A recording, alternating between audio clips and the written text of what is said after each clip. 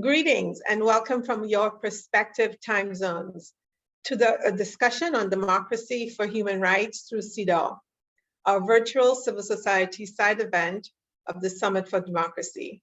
I am privileged to moderate this interactive panel discussion, which will bring together human rights experts, political leaders, and grassroots women's groups from around the world to showcase a Cities for CEDAW, which is the Convention on the Elimination of All Forms of Discrimination Against Women campaign. This is a timely feminist and women's movement in the US, in the United States, that demonstrates how a United Nations human rights treaty ratified by 189 countries can bring real change to the lives of American women and empower women and girls as citizens. The movement was inspired by San Francisco, which was the first city in the world to adapt a United Nations human rights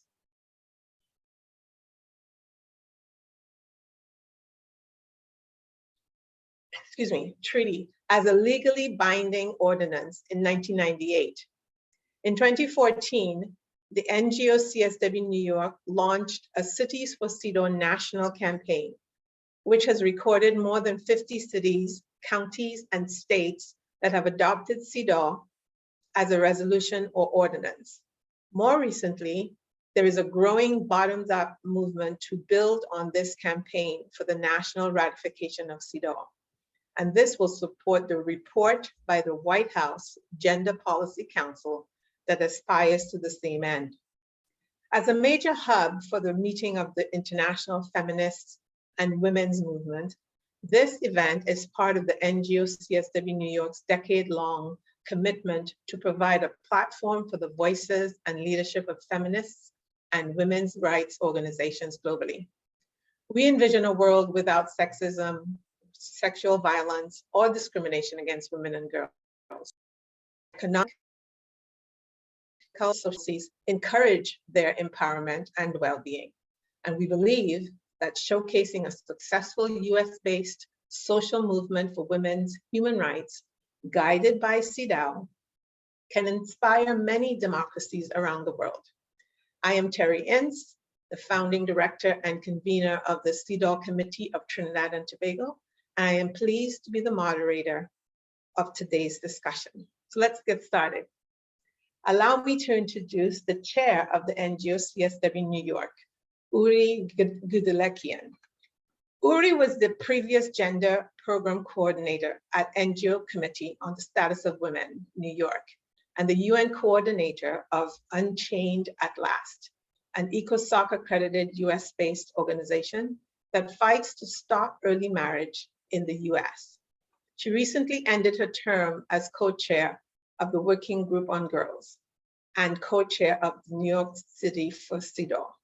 Born in Beirut, Lebanon, into an Armenian family, she moved to the United States with her husband in the late 70s. And they started a business that grew to over 30 employees and over 2,000 clientele in the competitive market in Manhattan. Her professional expertise is in project management, marketing, and public relations, with a passion for human rights. Uri has been involved with many nonprofits and academic institutions, chaired major events, and fundraised for special events. In her capacity as UN coordinator for the Armenian Relief Society from 2011 to 2016, she served as executive committee member of NGO CSW New York for 2 terms, co-chaired NGO CSW Forum Planning Committee, emceed 2 consultation days, and chaired Women of Distinction Awards for CSW 57 and 58. As a board member of NGO CSW New York, she was a founding member of the Cities for CEDAW campaign, as well as Beijing Platform for Action Plus 20, working closely with UN Women.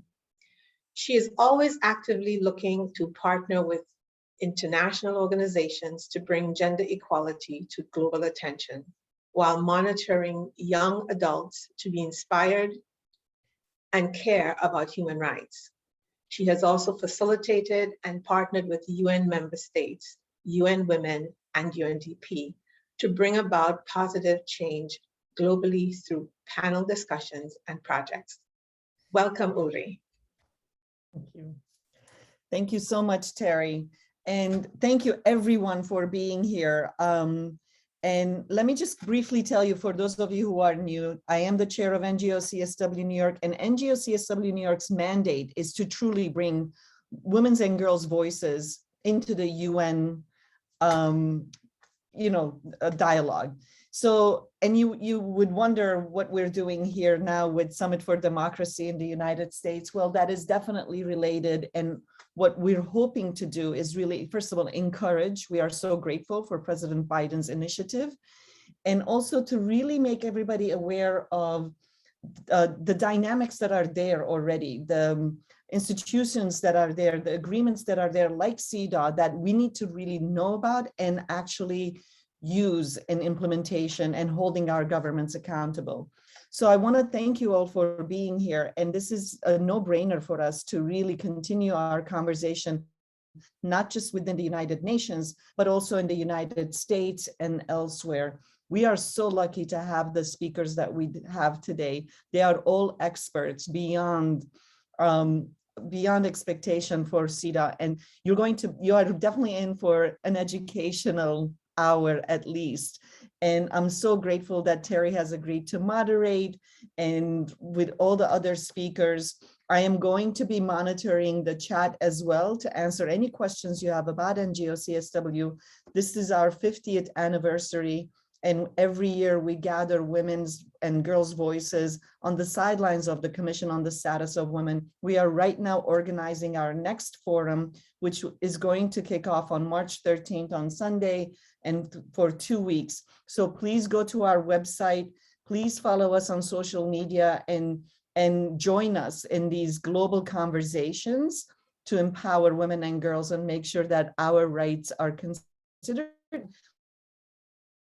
More importantly, we need to take responsibility of holding our governments accountable, like I said before, for democracy and for equality for all. So I want to thank you for this opportunity, and thank you for being here, and thank you again for the speakers for being here. I'm going to sit back and enjoy the conversation and learn more on what it is that we can do all individually and where we are now at in the United States with CEDAW as well. Thank you, Terry. Muted.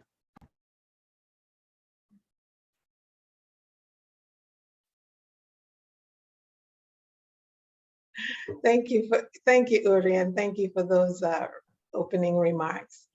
Our first speaker is Soon-Young Yoon. Soon-Young is the chair of the board at the Women's Environment and Development Organization, or WEDO, a UN representative for the International Alliance of Women, and immediate past chair of the NGO Committee on the Status of Women in New York, and first vice chair of the Conference of NGOs in the consultative relationship with the United Nations. In those capacities, she helps to organize the world's women in support of CEDAW and the Beijing Platform for Action in 1995. She served as the UN liaison for the NGO Forum held in parallel with the UN Fourth World Conference on Women, an event that hosted more than 30,000 NGO participants. Ms. Yoon is a board member of the Global Advisory Council at the Harvard AIDS Initiative and the International Foundation for the EWHA Women's University. A former columnist for the Earth Times newspaper, she works as a senior advisor consultant for the World Health Organization. She received her PhD in anthropology from the University of Michigan and earned a certificate in computer graphics from the Pratt University of Arts. Welcome, Soon-Young. Thanks so much. I would like to show a few slides here. Hold on just a minute. I think I got the wrong one. Let me do it again. Here we are. Okay. Right. So I'd like to just introduce the topic by talking about why we need a Cities for CEDAW. And let's see, can I get this to move? There we are. So the first point I want to make is to talk about violence against women. Violence against women, we need to consider as a structural barrier to healthy democracies. And we see that there is an economic cost here. So these are UN Women figures. About 2% of the global GDP is lost annually to gender-based violence and violence against women.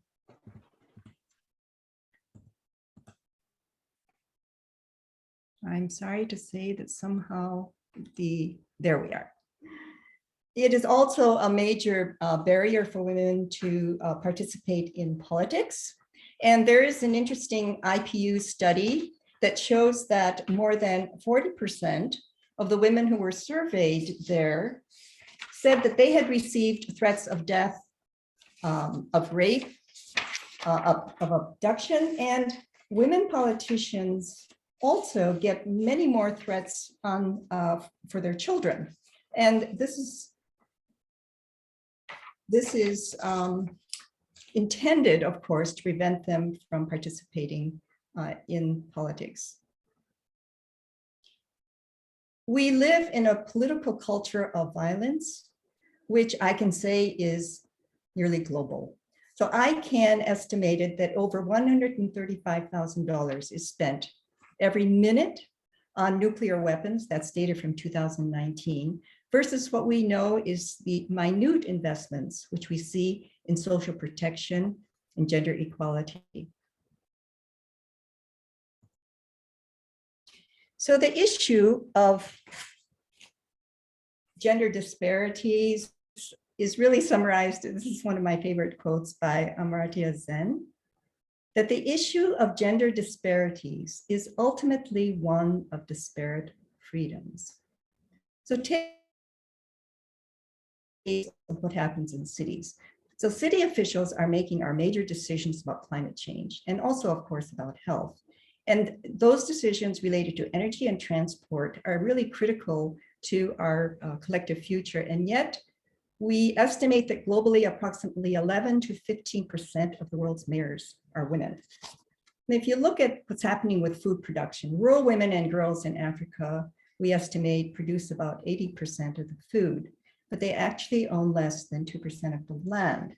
So what does that actually mean? That means that when there is a drought related to climate change, men move to cities or other communities to find work. That leaves women on the land, but they do not have the freedom to be able to make choices which allow for successful adaptation of that land to climate change. So one of the things I want to point out before I get to the slide is we also have indigenous peoples who are custodians to about 80% of our biodiversity. And yet we know that women environment human rights defenders are facing death threats. So women's organizations have really called for a paradigm shift. Paradigm shift in our concept of peace and security is just an example. Peace needs to mean an end to violence against women. And it certainly is a functional prerequisite for a very strong democracy. Security, women's groups are saying, needs to apply to personal security. And that is the security to exercise freedoms and citizen rights, as well as economic security. So this CEDAW that we've been talking about, for those of you who are not so familiar with it, we can just say in a short version of it, that it is the most comprehensive human rights treaty to uphold gender equality and women's empowerment that defines discrimination and sets standards for national laws, ratified by 187 countries. Carter signed in 1980. And you can see from the various articles here how comprehensive it is in its original form. Decision-making power at all levels, equal economic and employment rights, holding governments accountable for gender-based violence, and most important, women's sexual and reproductive health and rights. So what can be done about this? I wanted to leave at least a few concrete ideas that we need to think about. One of them is on the COVID recovery. So when we look at the economic policies that are going to be put in place to deal with one of the most severe economic depressions that we are going to be seeing after COVID, we need to see that a gender lens is put on all policies on the economic recovery plans that gives value, places value on women's unpaid care work, and erases women's time deficit. That time deficit we calculate to be about 2 to 3 hours per day. WHO needs to do a global multi-country study on risk factors for boys and men to become perpetrators and the cost effectiveness of preventive measures and early intervention programs. We do not have, as far as I know, this kind of global data, which would help us to actually calculate and be able to monitor what's happening in that area. Let's divest from arms and fossil fuels, and let's mobilize for the future. Let's invest in the future. And I would like to see us support the Secretary General's proposal for a summit of the future with a focus on youth. So all of this is really why the NGO CSW in 2014 wanted to start the Cities for CEDAW campaign that Huri mentioned. And based, of course, on the inspiration of San Francisco, but take a look at this map. Right now, we have about 50-some cities, counties, and states. And I just learned before we came online here that there are other cities in the world that have also adopted CEDAW as a legally binding ordinance. And to conclude, I wanted to show you this very nice video that Mayor Garcetti from Los Angeles had sent us when they joined the campaign in 2014. And Huri is going to help us here. I'm going to stop sharing, and she's going to be able to put it online and show us a message already to you. Huri, could you put that on? I think Devin's doing that. Oh, Devin, sorry. Go ahead. Devin, do you want to do that?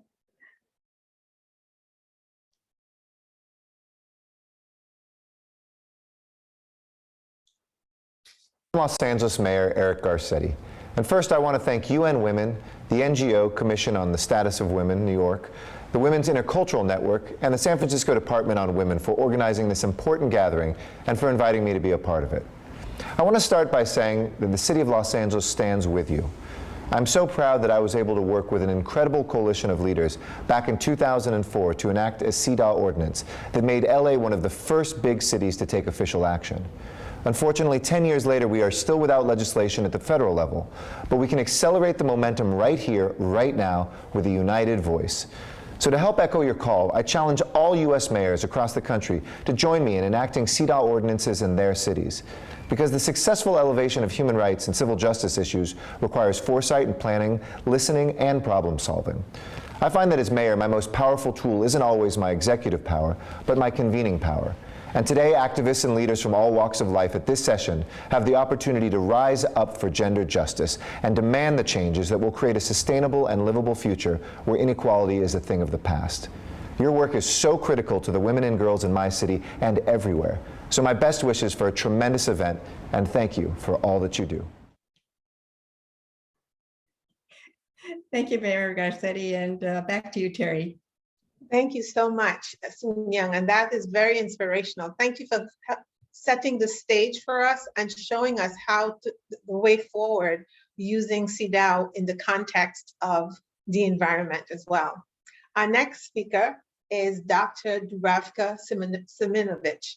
She was the United Nations Special Rapporteur on, or she is the United Nations Special Rapporteur on Violence Against Women, its causes and consequences from June 2015 to July 2021, appointed by the United Nations Human Rights Council. During the 6 years tenure, or her 6-year tenure, she visited 11 countries and elaborated 11 thematic reports on violence against women. She initiated a femicide watch as a call for prevention of femicide or gender-related killings of women and girls. She also initiated establishment of the EDAW, Ending Domestic Violence Against Women platform, composed of 7 expert human rights mechanisms on elimination of discrimination and violence against women. Dr. Siminovich was a member of the UN CEDAW committee between 2003 and 2014, and served as its chairperson in 2007 and 2008. She was chairperson of the CEDAW Optional Protocols Working Group that decides on individual petitions in the CEDAW committee. She was also the chair of the CEDAW Working Group that prepared the General Recommendation 23 on the gender-related dimensions of refugee status, asylum, nationality, and statelessness of women in 2017. At the regional level, she was the chair of the Council of Europe's task force to combat violence against women from 2006 to 2007. That in its final report, proposed adoption of the Convention on Violence Against Women. Between 2008 and 2010, she co-chaired the Council of Europe's Intergovernmental Committee that drafted the Convention on Preventing and Combating Violence Against Women and Domestic Violence in Istanbul, the Istanbul Convention. And Dr. Siminovich, accolades go on and on. I can continue to talk for another 10 minutes, but we want to hear from her directly. And so at this point, I want to welcome Dr. Siminovich to the discussion. Welcome, Doctor. Thank you. And it's good to have you talking with us today. And I want to ask a specific question. And the question I'm posing is, how does CEDAW continue to strengthen democracies? And if you can, based on the work that you've done, give us some concrete examples, including your impressions of what took place in Croatia. Thank you. Thank you very much for inviting me to participate at this important civil society event on democracy for human rights through CEDAW, and to answer the question, how does CEDAW contribute to strengthening democracies? You have already mentioned that I had first-hand experience with CEDAW conventions implementation by its state parties, now 189. And now the CEDAW is part of my life. During my 12 years as a CEDAW committee expert, I have participated in constructive dialogue with state delegations from more than 100 states that ratified CEDAW, and in elaboration of recommendations how to harmonize national realities with CEDAW Convention.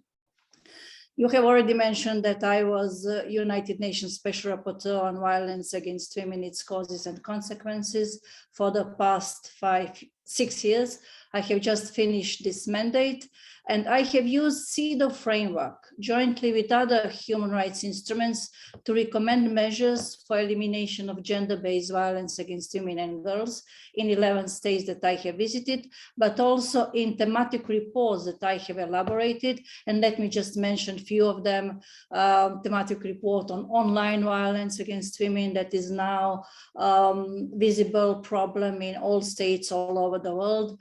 Then a report on obstetric violence, report on rape as a widespread and systemic human rights violation that is resulting with impunity in majority of states because CEDAW is not fully implemented. So this all demonstrates that CEDAW Convention is a living and transformative human rights treaty that provides a comprehensive framework for elimination of all forms of direct and indirect discrimination against women in law and in practice, elimination and prevention of gender-based violence against women as a form of discrimination and human rights violation, elimination of stereotypes of women and women's roles in family and society, elimination of harmful practices, but also it contains measures for empowerment of women like temporary special measures, or affirmative actions for accelerated advancement of women in different areas, political and other areas of life, and also specific measures for protection of women during the pregnancy. So CEDAW framework covers all human rights, civil, political, and covers life as public and private life, including family relationship that is addressed in Article 14. And the main goal of CEDAW Convention is achieving substantive equality between women and men as enshrined in Article 2. And this should be key ingredient of all democracies all over the world. And this is something that has not yet been fully achieved. We are going in that direction, but we are not yet there. So the answer is clear. For democracies and democratic world, we need universal ratification of the CEDAW Convention. This would place women's rights as human rights once and for all in all legal frameworks and constitutions of all states. That would also strengthen democracies based on principles of non-discrimination against women and gender equality. Let me also mention that CEDAW is treaty that changed the UN human rights framework, because human rights framework was gender neutral. With CEDAW adoption, it was engendered. And then CEDAW provisions were used by regional treaties adopted to eliminate violence against women, like Bell and Para Convention, and recently Council of Europe Convention on combating and preventing violence against women and domestic violence. Some arguments against Istanbul Convention going now in European states against its ratification. It has been ratified by 34 European states, but some arguments against its ratification are similar to arguments used against ratification of the CEDAW Convention in the United States. So we need to challenge those arguments, because basically they're spreading misinformation about the scope of CEDAW Convention and scope of the Istanbul Convention. So let me also mention national level and CEDAW implementation, because CEDAW implementation produced many important changes at the national level of many states, including changes of constitution, changes of laws, abolition of harmful practices and stereotypes, adoption of laws related to gender equality, violence against women and domestic violence, establishment of services in areas of protection like helplines, shelters, protection orders, and so on. But this is all going on in a slow way and uneven way with respect to countries all over the world, and a lot more needs to be done. Let me mention that US Cities for CEDAW campaign is a very good and important, innovative way of incorporation and implementation of the CEDAW Convention at the local level. And it is really showing that this is a good model how to kind of go in direction of future ratification of CEDAW by United States, but also this model could be used by other states that have already ratified the CEDAW Convention and not fully incorporated, not fully domesticated, not fully localized at the local level. So there is huge gap between international norms and reality with respect to women's life and girls' life in different parts of the world, even in states that have ratified CEDAW. I hope that this ratification will be supported by a growing number of cities that will ratify CEDAW by ordinance, and that will result in US ratification of the CEDAW and enable the US government to also nominate its expert for election in the CEDAW committee. That will also in the future contribute to committee's work in its interpretation of the convention. And next year, CEDAW committee is going to celebrate its 40th anniversary. So I'm really proud that I have spent 12 years as a member of that committee. And I hope that in the future, we would be seeing all countries having their experts on rotational basis in that committee. In conclusion, let me briefly mention Croatia, that was also in your question. When my country gained independence in 1991 and adopted democracy as a model, it enshrined in its constitution human rights of all without any discrimination. And when Croatia presented its initial report to the CEDAW committee, it received recommendation to include principle of gender equality in its constitution. This was not followed immediately by the government, but later on, a few years later, when constitutional changes were under discussion, this recommendation was introduced by non-governmental organizations and supported by members of the parliament. And now it's among the main principles of the Constitution of the Republic of Croatia. Thank you. Thank you, Dr. Siminovic, for your very comprehensive presentation. I think it illustrates the comprehensive nature of the CEDAW Convention. And one thing that stood out to me in your discussion was the fact that CEDAW, the universal ratification of the CEDAW Convention is something that you are highlighted and that you're ascribing to. And I think that is something that we all of us who see the value and the strength of the convention believe that it's something that should be done. So thank you for your presentation. I hope you will stick around to field any additional questions you may have from our audience. So thanks again. Our next speaker is Ranjita De Silva de Awaz, and she's the Assistant Dean of International Affairs at the University of Pennsylvania Law School. She's a globally recognized international women's rights expert, and she serves as the Associate Dean. She also teaches international women's rights and the Policy Lab, including the Policy Lab in AI and Bias, and directs the Global Institute for Human Rights. I will pause there and introduce Ranjita. Welcome, Ranjita. I think you're muted. Can you hear me? We can hear you now. Thank you. Perfect. Welcome. Welcome. Thank you to Terry and my colleagues from around the world for your tireless work on gender justice. My comments are a call to action to the United States to ratify the CEDAW. Okay. Time is a wasting, said then Senator Biden. And Secretary Albright reminded the world that it is long past time to ratify the CEDAW. Louis Henkin, who is considered the father of contemporary public international law, famously said, in the Cathedral of Human Rights, the United States is more like a flying buttress than a pillar, choosing to support the international human rights system, but without willing to subject its own conduct to the scrutiny of the system. Ratification of the CEDAW will allow the United States to be held accountable by the international human rights system, and thus the US could rightfully take its place in the Cathedral of Human Rights.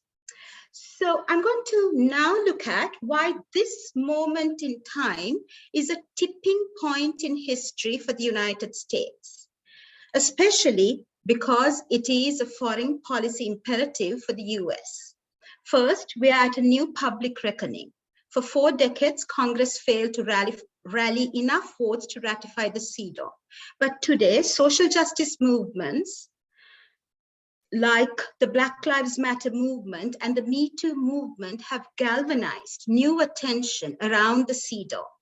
And the CEDAW represents an important vehicle to address institutional and structural sexism through an intersectional lens. As Dean Harold Coe argued in 2002, a country's ratification of the CEDAW is its surest indicator of the strength of its commitment to internalize and domesticate universal norms of gender equality. So I posit 3 major pillars to the US government. The CEDAW ratification will bolster the Biden administration's intersectional focus on addressing violence. My data analysis of the CEDAW state party reports to the CEDAW committee from 2016 to 2020 reveals an agenda of inalienable intersectionality that seeks to advance the status of women at the margins.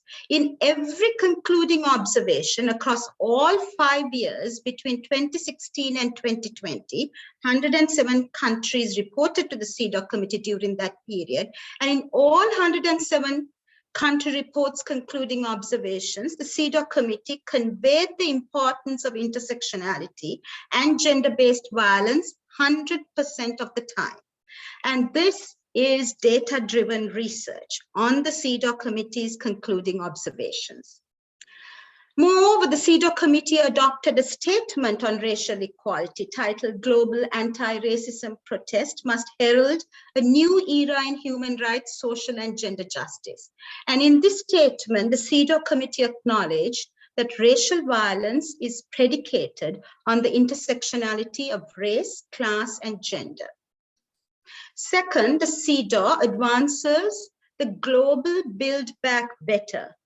The Global Build Back Better agenda is at the heart of Biden's foreign policy. And as we fight the forces of a pandemic, which exposed and exacerbated a shadow pandemic, the global and domestic recovery will be measured by how it created greater gender equality. The potential for the CEDAW to inspire necessary change in the US directly relates to some of the United States' current policy objectives. First, the US National Strategy for the COVID-19 Response and Pandemic Preparedness illustrates the Biden administration's commitment to place women and girls at the center of the global recovery. Second, the rescue plan recognizes that COVID-19 has exacerbated domestic violence and sexual assault, especially those at the intersection of minority status. Thus, the US ratification of CEDAW will be an important measure of the global reset and a test of its commitment to building back better. Third, what I would like to do is to look at the ways in which the United States Women, Peace and Security agenda has a direct linkage with the CEDAW, and this needs to be mined. The Women, Peace and Security agenda is one gender issue that has bipartisan support, as was demonstrated by over a decade of concerted legislative efforts by both Democrats and Republicans. And the United States' strong bipartisan commitment to the WPS agenda is demonstrated by, for example, when the US Secretary of State Condoleezza Rice introduced Security Council Resolution 1820 in 2008. In proposing that this resolution, Secretary Rice confirmed that sexual violence against women in conflict was an imperative which the UN Security Council was charged to address. And exactly a year later, Security Council Resolution 1888 was introduced by Secretary of State Hillary Clinton.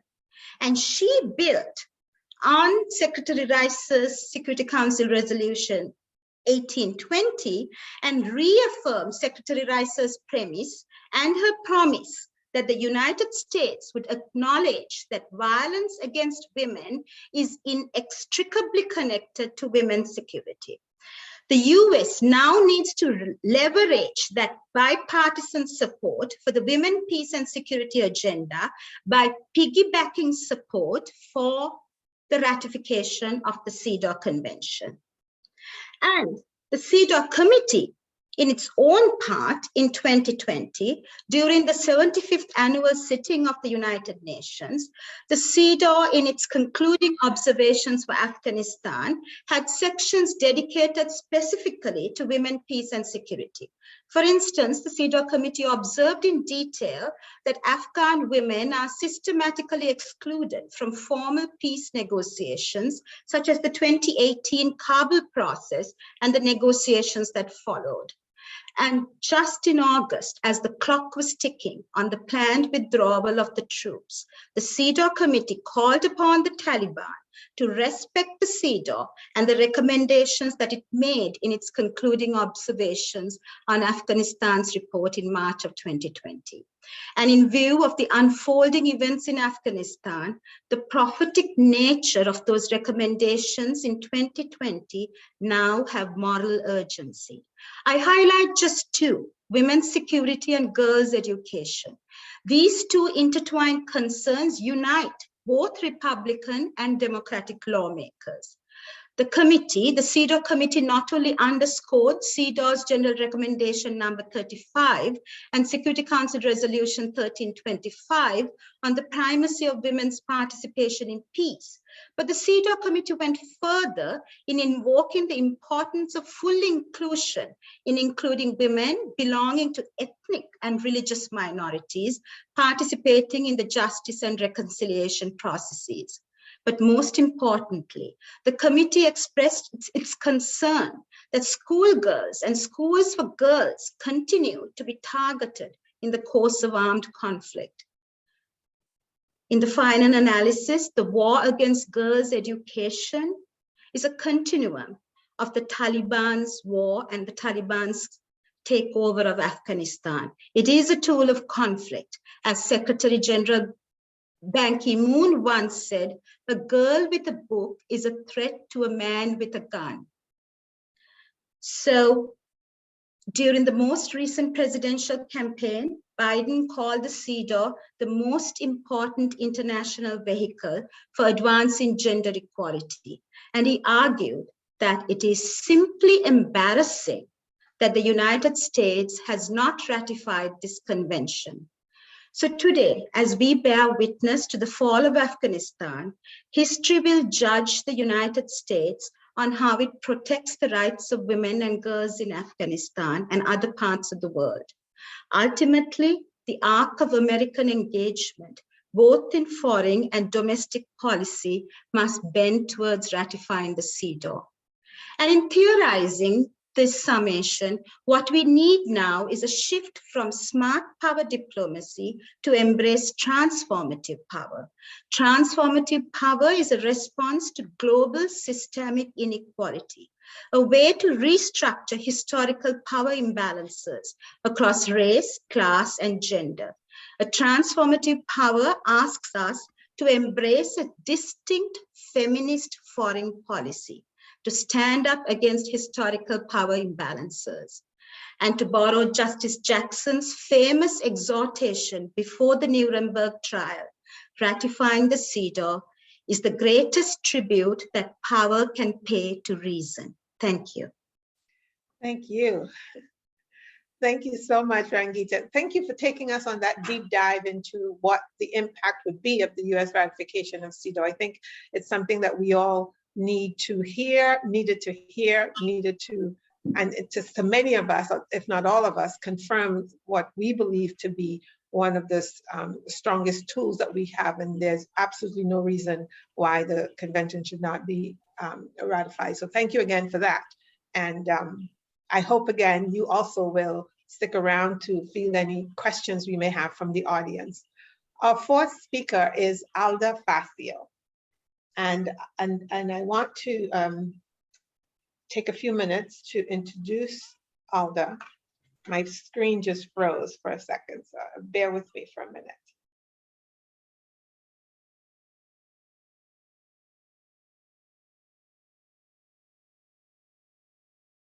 Okay, here we are. So Alda Facio is a feminist human rights activist, jurist, and writer. She has lectured extensively around the world and written many articles on women's human rights. In 2003, she was the 7th Dame Nita Barrow Distinguished Visitor at the University of Toronto, where she founded the Women Human Rights Education Institute and is now its academic director. This institute has been teaching CEDAW for the past 16 years in several countries and for participants around the world. She is a permanent advisor to several international NGOs, including IASS, with JASS, which is Just Associates, and EXPOP, on Indigenous Women's Organization from Guatemala. I'm sorry, my screen keeps freezing. She was one of the founders of CLADEM, the Latin American Committee on Women's Rights, and of the Women's Caucus for Gender Justice in the International Criminal Court in 1996. She was its first director. In 2005, she was appointed to the UN Secretary General's Task Force on Violence Against Women. In 2014, she was appointed to the Working Group on Discrimination Against Women and Girls as one of the 5 members of the Special Procedure of the UN Human Rights Council. She ended her mandate in October of 2020. She has participated as a government delegate in many world conferences and world groups, including the Rome Conference, which adopted the statute of the International Criminal Court, and the working group which drafted the optional protocol to CEDAW. She was the director of the Women, Gender, and Justice Program at the United Nations Latin American Institute for Crime Prevention from 1990 to 2018. She constantly lectures at several universities and human rights institutions in the Americas and in Spain. She has been teaching a course on access to justice for women for the past 5 years in Flasco, Argentina, and is the president of the Fundación Justica y Género, a CSO which centers its work on training legislators and judges on women's human rights. She has written hundreds of articles for different journals and magazines, and her book on a methodology for mainstreaming a gender perspective into law is used in many law schools and judiciary schools in Latin America. And I can personally attest to Alda's abilities to convey the importance and to infuse one with the nature of what CEDAW is and can be, because I was one of her students in her course on CEDAW for Change in Costa Rica several years ago. So without further delay, let me introduce Alda and welcome Alda, I should say, welcome Alda to our discussion. Alda, welcome. Thank you, Terry, thank you. And Alda, I want to pose a question to you. And the question I have for you is, it's relating obviously to CEDAW. How, in your opinion, has CEDAW really helped to bring gender equality and women's empowerment to the world's women? And as you engage in this and you engage us with this question, I want you to give us specific examples, 3 if you can, from your experience. Can you give us 3 examples from your experience? Yes, good morning to everyone, and thank you for the invitation, and thank you, Terry, for the introduction. I would modify the question that you asked me by just saying that I would talk about 3 examples of how CEDAW has brought us closer to achieving gender equality, but not achieving it completely, because I don't believe any country has achieved gender equality. But this still means that I hope that with my 3 examples, the US will be moved to ratify CEDAW. So understanding the concept of equality is key to achieving it. And in my experience, there are too many misconceptions of what equality is. For example, people who work believe that equality means treating everyone exactly the same, not knowing that CEDAW goes beyond this androcentric idea by enshrining the notion that equality of women with men requires the elimination of all forms of discrimination against all women, which in turn requires the state not only to guarantee equality between men and women, but to actively engage in creating an environment free of violence and discrimination based on sex and gender, as well as race, class, age, sexual orientation, disability, among so many others. When women are discriminated, this means that more than half of our country's population is discriminated. And even when only some women are discriminated, this still means that gender equality has not been reached. CEDAW requires that all women enjoy their human rights, and it is the only international treaty which delves deeply into what this equality means and how to achieve it. Because CEDAW focuses on discrimination against women, emphasizing that all women have suffered and continue to suffer from different forms of discrimination because we are women, implementing CEDAW has helped many countries get closer to achieving gender equality by eliminating different forms of discrimination in different areas. For example, in several of the countries of Mesoamerica, where machismo and patriarchal attitudes are the norm, we lobbied our governments for the removal of discriminatory stereotypes, practices, and structures in our educational systems and convinced them that it was imperative to sensitize teachers on how their preconceived ideas of what girls can and should do were contrary to Article 10 of CEDAW, which deals with the right to equality in education. Some of our states did do this, but even achieving equality in education does not mean that equality for all women in all areas has been achieved. Another example of the usefulness of CEDAW in strengthening democracies that I can name is when in an official visit to Kuwait, while I was the chair of the special procedure of the Human Rights Council called the Working Group on Discrimination Against Women and Girls, I used CEDAW's definition of discrimination against women in Article 1 to prove to the Kuwaiti officials we were meeting that day that they had not met their obligation to achieve equality in all fields for all women, when they had not even thought to remove the real barriers to women's participation in so many areas, including, for example, in their justice system. And the third example I want to share with you is the fact that several countries in my region are experimenting with different ways to implement the principle of parity, which goes beyond the approach of gender quotas and other temporary special measures. Unlike these, enshrined in Article 4.1 of CEDAW, parity measures are not temporary, but permanent, and aim to rethink the distribution of political power in terms of CEDAW's substantive equality. In these countries, parity is considered as a further and essential step in the construction of generally democratic societies, where women who represent half of the population should be able to participate fully in any social or public activities, including our equal participation in decision-making positions in the political sphere. But in order to have arrived at the notion of parity democracy, our countries needed to experiment first with temporary special measures. These experiments taught us so many important lessons. We now know, for example, that achieving equality in the political field is a process which begins by our countries joining the family of nations who, by ratifying CEDAW, are on the path of becoming substantive democracies where equality, including between men and women, is key.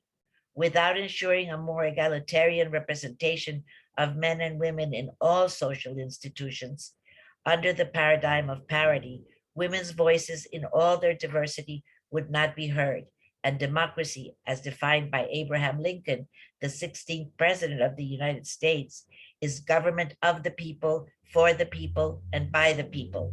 A government that does not listen to all of its people, nor work in the interest of all, is not a democracy. And without having ratified CEDAW, I am convinced that no country is really democratic. Thank you. Wow. Thank you, Alda, and for bringing home the way in which CEDAW, the Convention for the Elimination of All Forms of Discrimination Against Women, really does impact our lived experiences, all of us. And I think that it is so succinct in the three examples that you showed in education, justice, and substantive equality, how important it is for us all to understand how to leverage this UN treaty, and how, when leveraged appropriately, it should be used to advance equality or substantive equality for women and girls. So thank you for that. Thank you for your contribution to this discussion. Our final discussant or contributor is Krishanti Damaraj, the Executive Director of the Center for Women's Global Leadership at Rutgers University. Krishanti is the Executive Director, is a feminist and human rights activist with over 25 years of experience working to advance the rights of women and girls. She's the founder of the Dignity Index, a human rights measurement tool utilized to ensure equity and inclusion to reduce identity-based discrimination. Previously, Ms. Damaraj was the Western Regional Spokesperson for Amnesty International USA. She's also the co-founder of WILD for Human Rights, which is the Women's Institute for Leadership Development, and the Sri Lanka Children's Fund. Ms. Damaraj serves on the steering committee for the Feminist Alliance for Rights and the board of directors of INDEX or IDEX, is a member of the Spotlight Civil Society Global Reference Group, a trustee of THIRST, the International Roundtable for Sustainable Tea, and the Northeast Women's Network in Sri Lanka, and is on the advisory boards of Amnesty International, the Human Rights Project of the Urban Justice Center, South Asia, Democracy Watch, and MACHIC, which is an organization enhancing the well-being of those living in Tibet. She has also served on the board of directors of Amnesty International,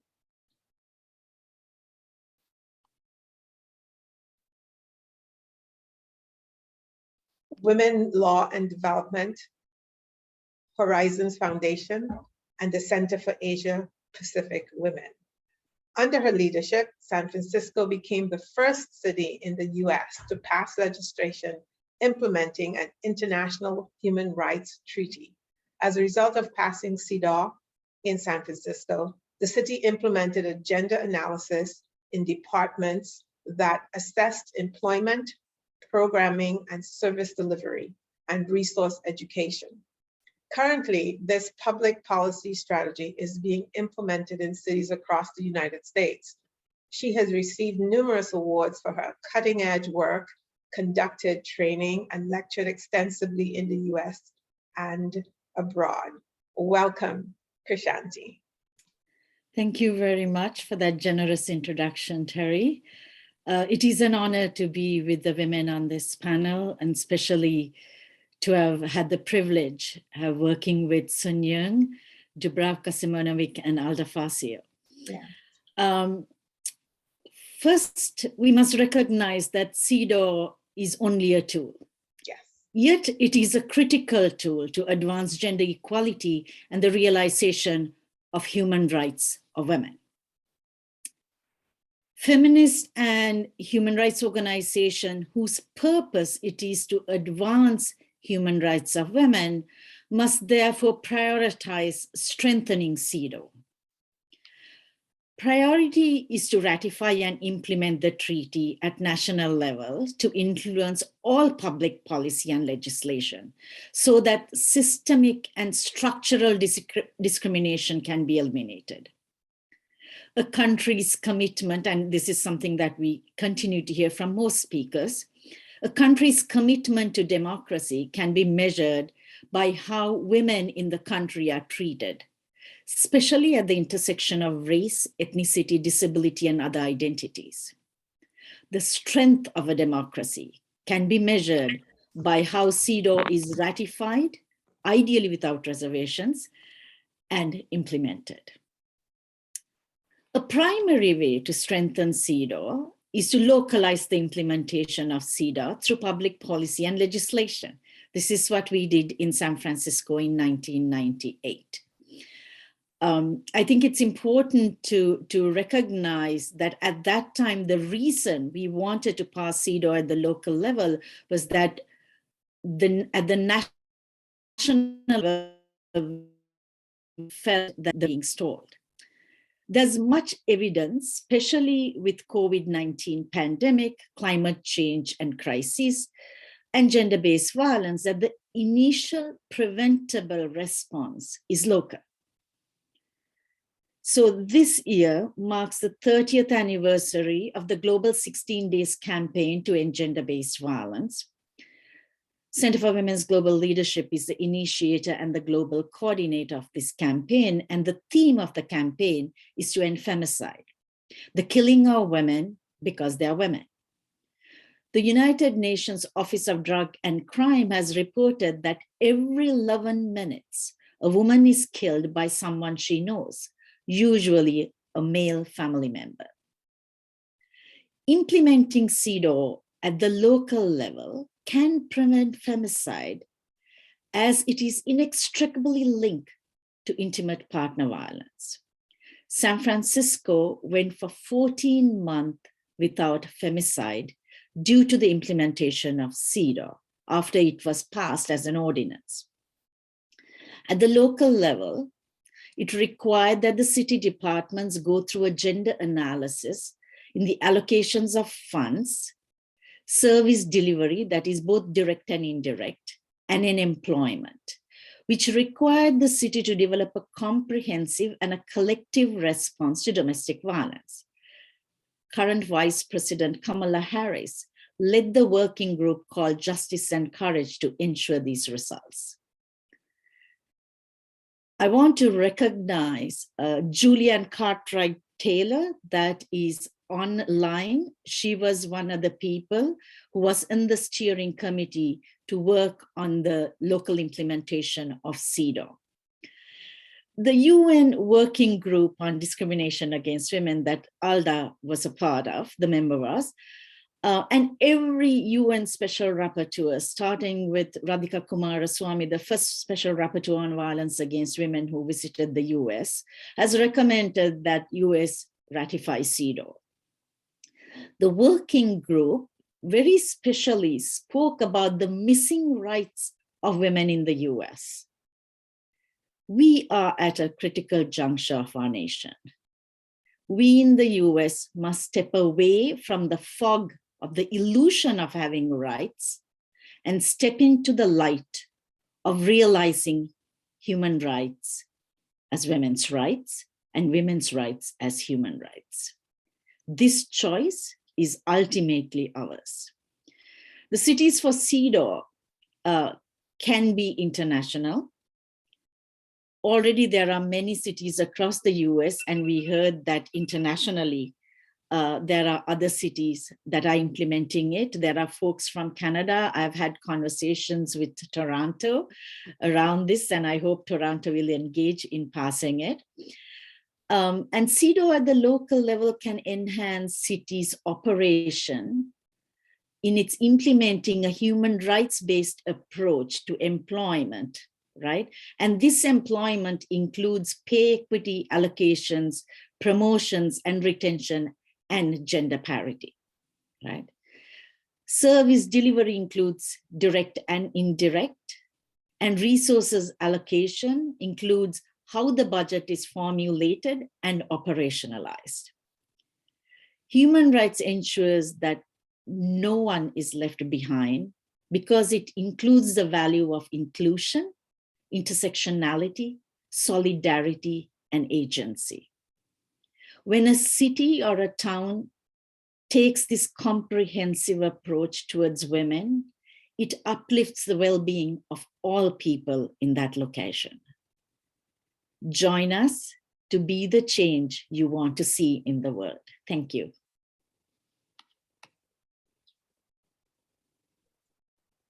Thank you very much, Kashanti, for giving us that call to action and helping us identify and recognize and acknowledge the work that women's and feminist organizations can do to strengthen CEDAW in our own countries around the world. Many countries, small countries, larger countries, have already ratified the convention, but it doesn't end at ratification, as you so aptly shared. So thank you for putting out that call for action. And the one thing that resonated with me was your comment about women in the United States understanding the illusion, and I'm paraphrasing now, moving away from the illusion of rights, because that is exactly what it is, what we're living with currently, the illusion of rights. So having that concrete rights is, we have to move toward that. And I think that's what your call to action suggests. So again, thank you for your contribution to this discussion, and thank you all of our speakers for your individual and collective contributions. Very, very rich, very, very engaging. I want to ask our colleague Devon to field any questions that may have come in for our presenters. Devon, are there any questions? Yes, I have 3 questions here. So the first one that we have is, what channels has CEDAW set in place for community follow-up on recommendations submitted and their track implementation?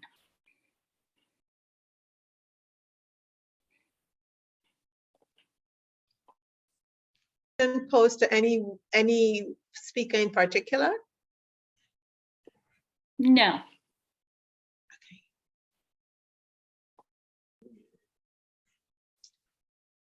So which one of our presenters would like to take it? Maybe you can all. Terry, I'm sorry, this is Huri. May I just jump in quickly and say, Sure. perhaps Devon can read all 3 questions, because we're at 12:06 right now, and then each speaker can kind of summarize what they want to say for those questions.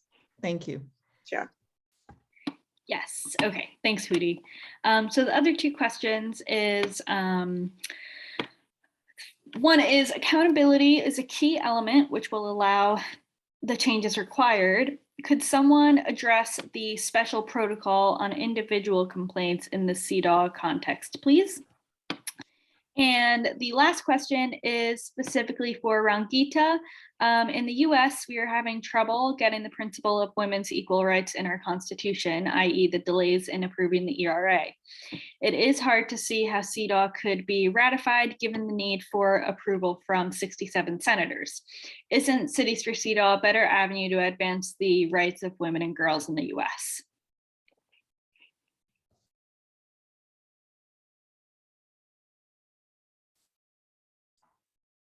Thank you for those questions. And I think we can start by asking our speakers to go in order in addressing each one of them, or the ones they feel most comfortable. So we'll start with our first speaker. You know, Devon, No, I'm sorry. That would have been Sun Young. no, it's all right. Devon, I wonder if you could repeat the first question, because I kind of missed that one. Yes, sure. So the first question was, what channels has CEDAW set in place for community follow-up on recommendations submitted and their track implementation? So I'm not sure I understand the question, actually. So I'm going to pass on that and hand it to the next person. Hello, may I jump in with respect to procedures established by CEDAW? One procedure is hearing for non-governmental organizations. They can send written reports, and there are possible hearings when CEDAW is in session, when they are attending the session and presenting their shadow reports. And later on, they are also called to send the follow-up reports, because CEDAW is following up on implementation of those recommendations, what states are doing, and some recommendations are followed up in a period of 2 years in order to receive information from governments, but also from non-governmental organizations and also independent human rights institutions, what means ombudspersons, academic institutions, and so on. So there are procedures there.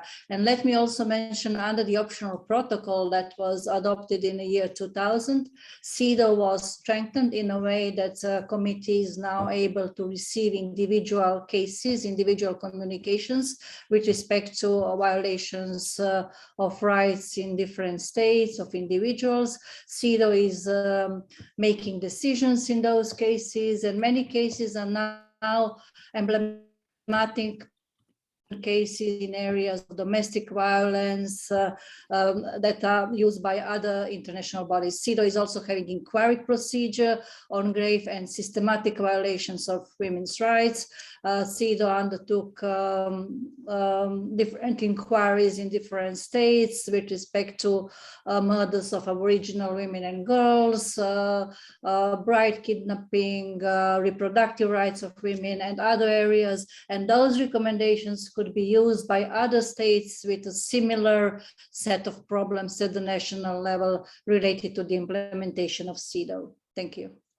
Thank you. So Terry, I can jump in because I was interpreting it as a local accountability. Sure. I do want to return to Mayor Garcetti because for local accountability, he did a wonderful thing, which was a mayoral directive. And he called all the heads of departments to his residents. And he said, you are going to report yearly on gender budgeting. And you're going to report according to the guidelines of CEDAW. So I think there's a great deal of experimentation and creativity that can happen in the Cities for CEDAW campaign on local accountability. So please give that some thought. Great. Thank you. Thank you, Sun Young, and thank you, Nebraska. Krishanji, would you like to weigh in on any of the three questions? Two, actually. So I want to piggyback on what Sun Young said. I think it's really important that implementation and monitoring happens at the local level or at any level, actually, and that it builds in a body that is made up of civil society as well as government. So for San Francisco, both of those, it's not easy because we don't always agree. However, we are going in the same direction. And I think that is what is critical. And it's annual because the departments are supposed to report at least every 2 years about how they are proceeding.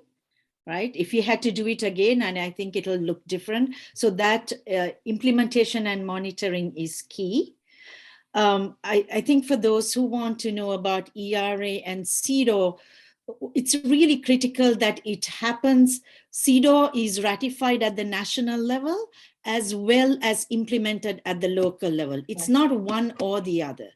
If we are real about women's human rights and democracy to be strong in the United States, both of those need to happen. Thank you.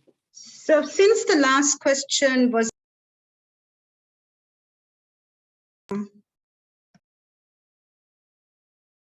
I think you're muted. You're muted, Rangi. Yeah, Madam Chair, since the last question was for Yes. me, I would like to answer it. It is challenging. It is a challenge. But the Cities for CEDAW helps to vernacularize the CEDAW, but it does not call for accountability processes. It doesn't call for reporting to the CEDAW committee. And so the idea is, how can the US hold itself to global scrutiny? How can the US hold itself accountable at the global level?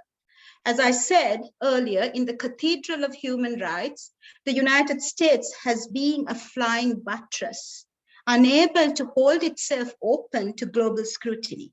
So how can the US reclaim its position as a pillar in the Cathedral of Human Rights? And this is not just a foreign policy imperative, it's a domestic imperative. And finally, I want to contend that ratifying the CEDAW is a natural outgrowth of President Biden's commitment to the Violence Against Women Act of 1994 and his effort to reauthorize it this year. As he himself has stated, the renewal of the VAWA should not be a Democratic or a Republican issue. It's about standing up against the abuse of power and preventing violence.